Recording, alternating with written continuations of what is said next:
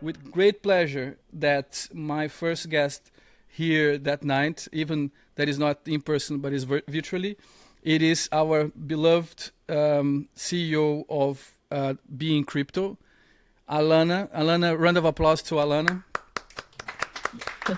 Thank you. I am personally flattered that you accepted my invite to come to talk to us because I am a fan. I really, really, besides there is this cooperation between Being Crypto and Web3 District, I really, really reserve to myself and also my team to work with people that we really, really like and admire. And across all the media outlets that we've been working with from Israel, Media Fuse, whatever, Being Crypto is doing such a great, delicate work in and giving the sharing information about blockchain, educating, creating different type of resources of interacting with blockchain. So, Alena, with that said, feel free to tell us a little bit about yourself. I gave a little bit of a clumsy intro, but feel free to give a little bit of yourself, a proper good intro of yourself. What you've been doing, what you do in Being Crypto for the people that don't know, as we know already, and what is the highlights. I think feel free to intro yourself the way you feel more comfortable with. Yeah, absolutely. Let me try to do that. So I'm founder and CEO of Bean Crypto. So I founded the company 7 years ago, August 2018, and it was initially the whole idea about being crypto media was to write unbiased news in English because we launched the media right after the ICO bubble. And those times I kind of realized that there is no such thing that like original reporting, like fact checking, like many other traditional news outlets. Positioning in crypto industry was very immature, and moreover you could see a lot of things being published if you just pay money. So that was the initial idea, to start building something following the guidelines of original reporting. We started there were four of us, the initial team, and we started to write like, I don't know, 10 news in English per day, just covering everything what's happening in the market, trying to be impartial. And then we realized that, yes, the competition is getting stronger. Like there is lots of different blogs, news outlets, trying to cover of everything what's happening at that time, but it was limited only to English language. And it sounded a little bit geeky and less accessible. So the whole idea of being crypto those times was to kind of increase the speed, the pace of mass adoption, and we wanted to attract more attention to crypto industry for people from all over the space, not only tech geeks, and for people not only English, not only for English speakers, but for other languages. So we just started to expand. During the first 2 years, we expanded, I think, into 5 or 7 languages. And currently, 7 years later, we are the biggest by coverage. We are 26 languages. We have 200 people working from more than 60 countries. Wow. Yeah, we are completely decentralized. We do not have offices. All of us work remotely from different parts of the world. With the board of directors, we meet from time either at crypto events or on our OKR sessions annually. We always pick a place which is the most accessible for all the board members, and every time it's something new. And it's pretty exciting actually to talk to each other online on daily basis and to see each other only once per year. And right now, we definitely grew out of just news outlet into media platform. It's not just news; it's educational content. It's markets with price dynamics, with crypto exchange rankings. We also have a Web3 jobs board where anybody can find career opportunity and we kind of aggregate all the career opportunities in Web3 space at our website. And there are some more things that we are developing right now, focusing more on data and analytics. Wow, that's very, very interesting. And in the I have some particular kind of interest on understanding what was the biggest frictions on this beginning, and how was your learning curve? How did you first? What was the frictions, and how did you adapt or solve this problem so you could today have 200 collaborators across the world and being the biggest coverage on language in the world on crypto? Yeah, I think one of the biggest challenges was to hire the right people. I mean, the coal industry, even right now, it's still not mature enough. But those times, there were very few people who got interested and inspired by crypto space and who were ready to join the startup like ours. And obviously we didn't have huge budgets. We must had a very small team, and the only way to attract the bright and sharp minds was to find them. I mean, to find those who are interested in exploring something from scratch. So I think that was one of the first challenges. And I think I was lucky on one side, because the first three guys who joined me were like really, really cool and passionate. And the very first colleague, Danny Polo, is actually my co-founder right now because he stayed with me all these years. And we went through many challenges together, and we definitely rely on each other a lot. But also the other two guys who were hired for editor-in-chief role and for CMO role are still in the space and are pretty strong and still interested in crypto. So I really found the right ones who had this passion and enthusiasm. So that's one of the challenges. And I think the second one was to kind of distinguish between what is right and what is not, what to write about. Even right now, with all those projects, we kind of have already a very clear, transparent filter Right. with, the checks, what is good, what's worth checking, some kind of KYC, some kind of red flags that we're using to work or not to work with the project, to cover anything about the company or not. But those times there was no history.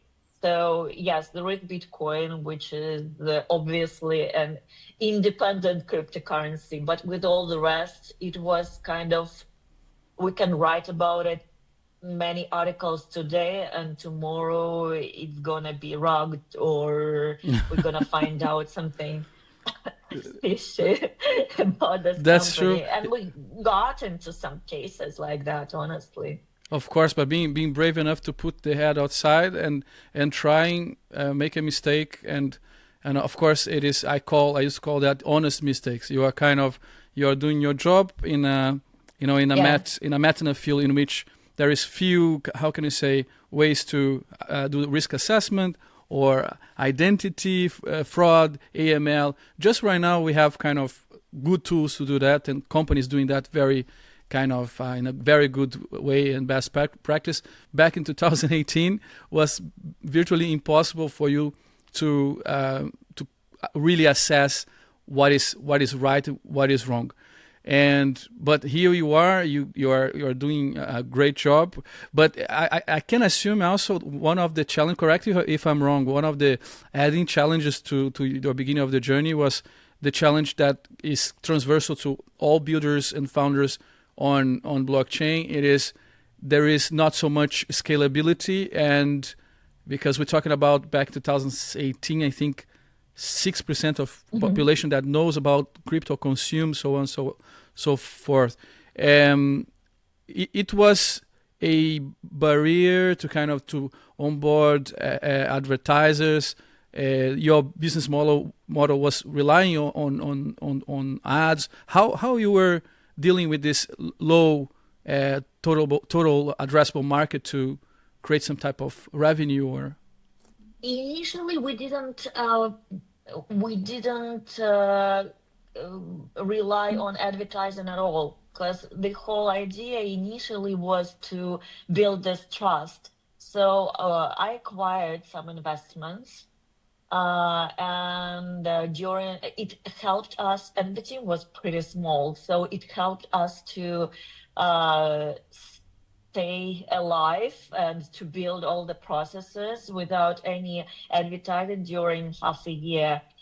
Because when you start the business like that, if you do not have money to develop the brand, then you will have to get money from all the city projects, because big projects not gonna pay you. correct, yeah, Nobody knows you. exactly. So this is the balance that you need to follow.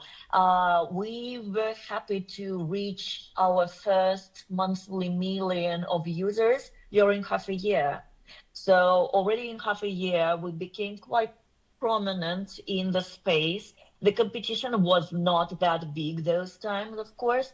And I think partially the absence of advertising, the absence of all this shilling at our website also gave us a very big advantage. Then step by step, we started to build the relationships with different projects. So currently we have a absolutely regular business model for any media platform is based on advertising and affiliate revenue stream. That's very, very impressive. And I mean, what you said resonates a lot. I mean, and it's a very good lesson for everybody that is starting any type of project or company. It is, I think, the money that you get in the beginning, even though it is sometimes could be short, but it is a money that keeps the lights on, give you the chance to say no to projects that eventually don't resonate with you. Because, as you said, in the beginning, you need to create some type of authority, reputation. And if you depend on exclusively to build brands in which you cannot do risk assessment, imagine in the second, third project in which it is somehow rigged or rugged, I don't know, rugged, you are your reputation is already super hard and then to come back, you work with PR as well, to come back with a good reputation is a very, very hard effort, right? Yeah, and even right now, I mean, you saw this meme coin craze. Initially, you even don't know what's gonna happen. You do not understand. I mean, even presidents play with that already, so it's hard to understand uh, what guidelines to follow, and especially at the very beginning of that. So, oh, like a year and a half, we made a decision not to work with any meme coins, and we are not promoting anything that doesn't have Utility. the long-term strategic plan and no utility potential. So it was, I think, still, it was one of the best decisions for us to kind of focus on those on building partnerships with those companies who will stay here a little bit longer than just meme coins. And but it was a hard decision. My sales team was not supporting me those times because obviously it was huge money. We had to say no to this huge money. It's always a challenge, you know. I totally understand you. You don't know how much because it's the sustainable growth instead of money. It is something really hard to take the decision. It is, you it's either growing fast, but whenever you had in your mind, I think you had some visions of where you want to go. It is the decision to choice. You want to become a bamboo or olive tree. You want to live 3,000, 4,000 years, or you want just to be this bamboo that has its purpose. Is not problematic or on or bringing the merit on bamboo or making more valuable about the olive tree, but depends pretty much of what game you are proposing yourself to run. And I can tell you that I appreciate right now even more BeInCrypto because of those choices. I want to ask you, not talking about politics, but to ask if you being woman was inside of the tech industry prevented or you didn't feel any issue by being women inside of a tech industry or shaping opinion is something that is really kind of it is not hard, but it is a position in which many engineers will start listening to you and etc. Did you feel or felt some type of resistance because you are a woman or no? Yeah, I know everybody asks me this question. Uh, I feel I'm a little bit autist, so I probably do not even notice if somebody kind of do not give me a trust or anything. And I usually took it from the professional perspective. If somebody doesn't trust me or doesn't respect me, it's related to my professional skills rather than my gender. But even with that position in my mind, I prefer not to focus on gender inequality.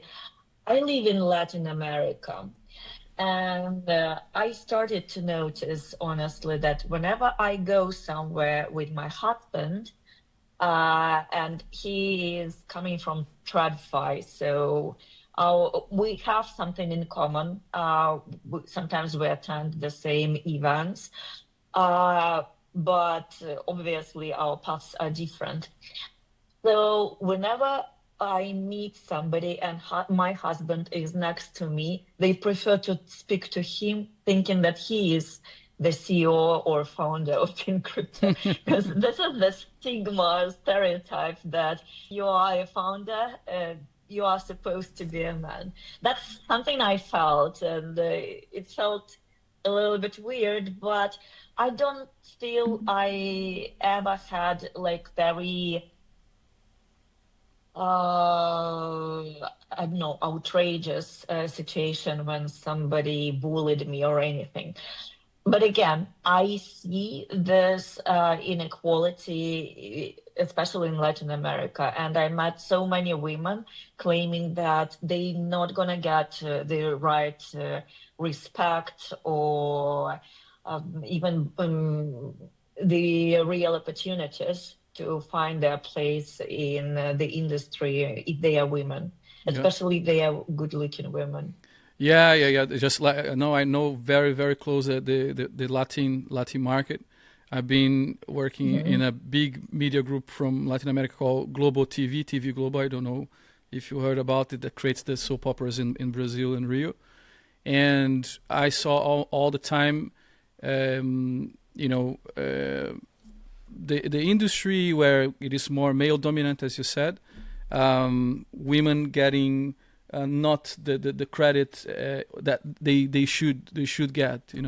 Do you think that it is important to create more excuses in more environments in which to bring more balance exclusively for women, so we can try to kind of bring the balance in the beginning. Of course, it is to create a mix environment is complicated, but do you think that creating more spaces dedicated for women to have freedom, do you think that this can be one of the ways to bring more women to get involved with technology? Yeah, absolutely. I think the more we talk about that, the better it becomes. It always inspires more and more women. Wherever I go, in any country, in any event, there are always some organizations, some events, workshops for women leaders who are actually even more supportive than any other organizations or projects I'm meeting. While male world is about competition, female world is about support. You know, we always, whenever we meet, we're always ready to help. We're always ready to share. BeInCrypto itself, it always supports women all over the world, starting from, I don't know, Indonesia and then with Colombia. It doesn't matter for us in what region we can build something together. I'm starting myself from, and this is what I noticed actually. It's a very inspiring thing for women all over the world when I share it. So in BeInCrypto, as I mentioned, it's 200 people working from different countries. And out of those 200 people, I think around 40 of them are women. In the board of directors we have right now, it consists of 4 women and 2 men. Wow. Yeah, so it's a little bit women dominated even. And I must say, our hombres, our male feel absolutely comfortable and very happy with that. We do not bully them, quite on the opposite. We are supporting each other and uh, kind of divide the responsibilities. There are some things that they are better in. There are things that we are better in. And I think in terms of working in this remote environment, or women are much better because we, during, I don't know, hundreds of years, we were supposed to work in different areas, like taking care of family, taking care of food, taking care of education, and many other things, and everything in one and the same time. So it's like a multifunctional environment. So that's what I see right now. And I mentioned that we have different teams in different locations, and 60% of team leaders that we have locally also represented by women.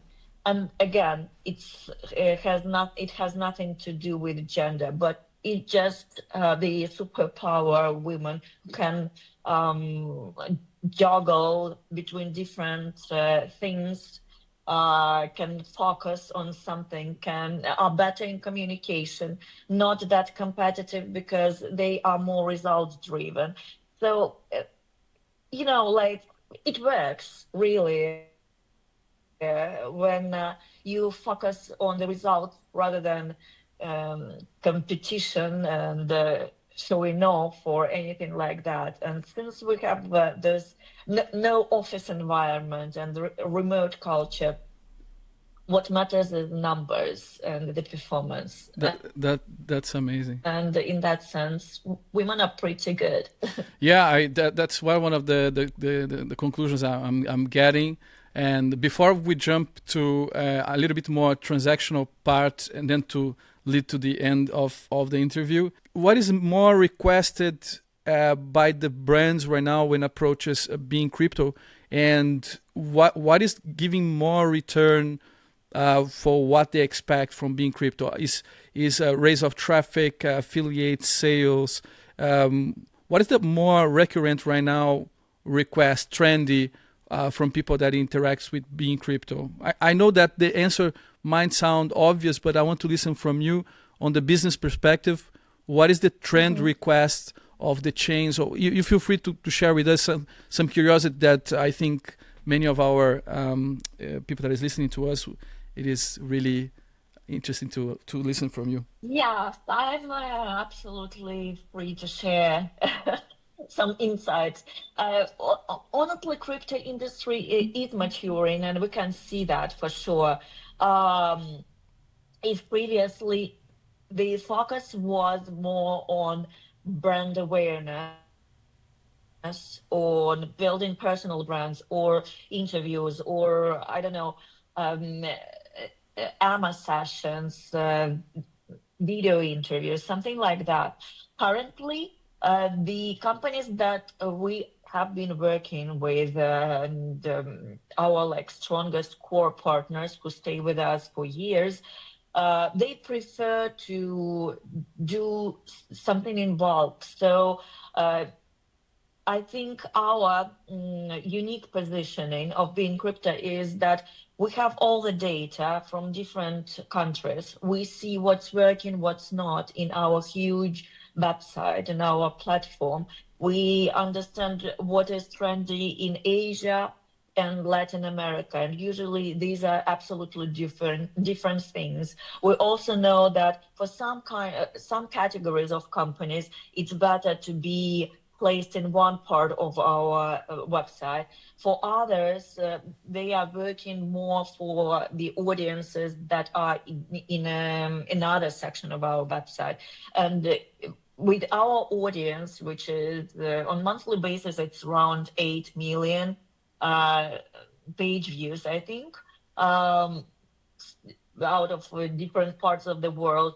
We understand that we have different profiles and persona, and we know a lot about people who read our news, who consume the content that we are producing, both in social media and in website.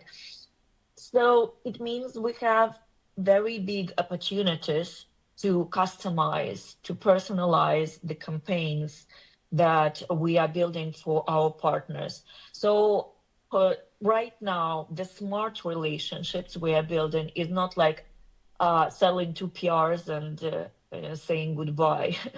I think it's like the worst thing you can do. PRs do not work. If you don't know, let me share with you the secret. PRs do not work. There is no sense of doing random PR publishing without any strategy.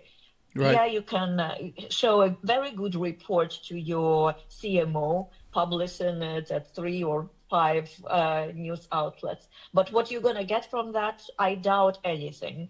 We live in the world of such a big flood of information, so that nobody cares about your PRs at this 5 small news outlets or blogs.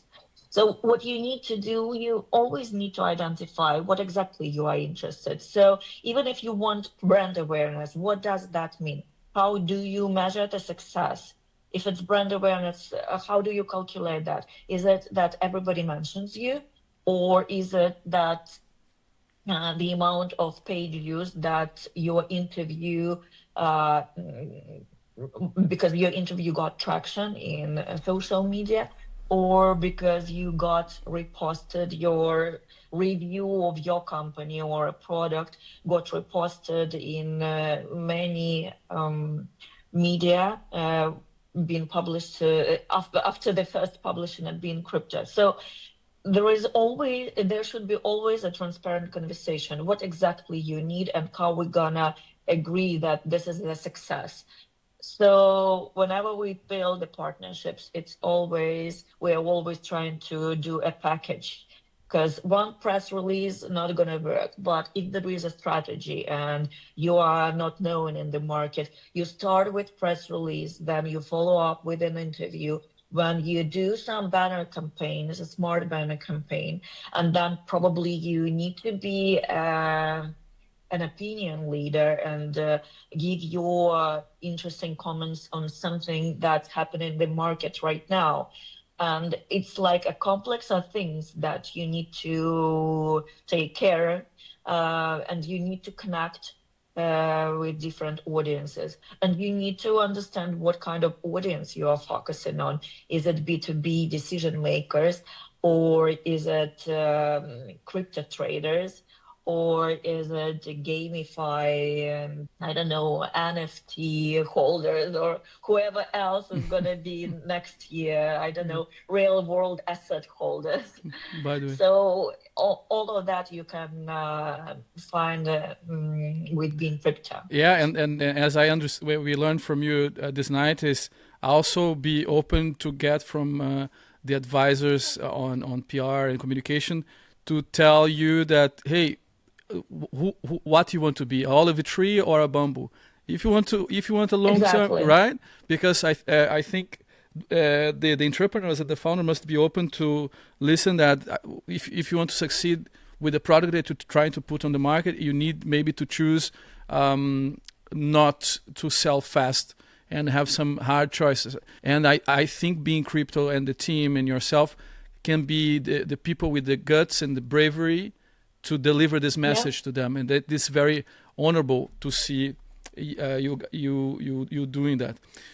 I have We do not go ahead. work with any single project that is bringing to us money. We have our filter, and you need to actually confirm that you are legit, that your founders are known. We do some KYC before working with any partner. We do some review of the product. We check the reviews. We check social media. We do our best to not mislead our readers. So I think currently it's the responsibility of a good news outlet. Yeah, and I think is the way I see you doing it is in a responsible way, manage the expectations, saying eventually something like, look, what you're trying to suggest us to do might not work, but we can experiment. A little bit of PR is a little bit of experimentation, how can I say, a responsible experimentation, right? And I think doing this with the back of the mind, responsibility, the way I see you all doing that is really amazing. Before going to the last remarks, give a very, very interesting insight for women founder to kind of be brave. We have Kate here, that is co-founder of the Quantum Post, that is very happy that you agreed to be with us because you are a amazing, honorable partner of us. What is the insight or tip that you can give to female founder? My tip: do not focus on gender inequalities. Jerks could be anywhere with all kind of age, gender, or whatever. Just try not to see any of that. Try to focus on something that really drives you passion, drives your inspiration, and try to surround yourself with the people who share your values. Only this way you're gonna succeed.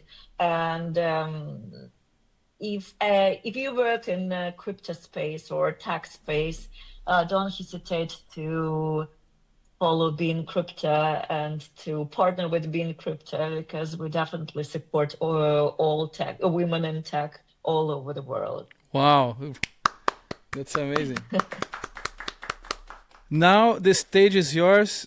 Give the last remarks, shameless promotion, tell anything you want to do. So the stage is yours. You are in the heart of the Web3 district, the heart of the Quantum Post. You are a very, very liked and, how can I say, nurtured partner we have. So feel absolutely free to speak whatever, talk about whatever. I was not prepared to actually promote anything. I think I would say that this year is a very transformative year for BeInCrypto. 7 is a very good number, first of all. And by our birthday, we're gonna present something very cool and fantastic. Just follow us to maybe be the early birds who will test the new product that we are launching in the nearest quarters. And stay with us as long as you can, because we definitely gonna build more and more, and we're gonna expand the business that we have right now into something very valuable, something very personalized. I was talking about our approach for personalization when working with B2B partners. So this is something that we want to do for our readers as well. We're gonna create and customize and improve the products for our readers, for different profiles who are reading us right now in different languages.